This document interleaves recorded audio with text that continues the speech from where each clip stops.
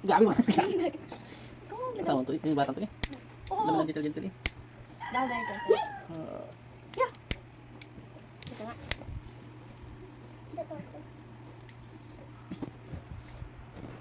Hanggang saan yan? Salim na. Ito. How do you feel? Ano naririnig mo? Susunog eh. Naamoy. Sabi ni Ina, nangunguha daw yan ng brain. Paano yan? Baka makuha yung brain mo. Hindi nga, tayo ng Kukunti na lang makukuha pa. hanggang sa sunog man. Kasi nag-board na sila. Alam mo, kaya nga doon pinaaral yung anak ni si Sarina ba ni Jong Hilario. Kasi nga alam naman ng mga tao doon na anak siya ni Jong. Oh, syempre, special treatment ang sa kanya. Hindi kagaya ng normal na bata. Wala pag-alala si Jong sa mga treatment bully. Di ba? Yun yun. Ganun yun. Nasa public service siya eh. Bisayin mo ka din rin. Sige to. Baka anak niya pa yung pinaka ano doon, star, mga ganun. Malapit na. Hindi ka na sa atin?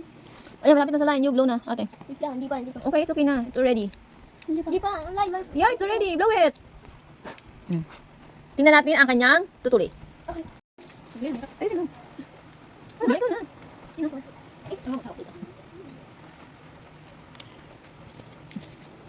Sabi yan eh. Ano ba yun? Oo.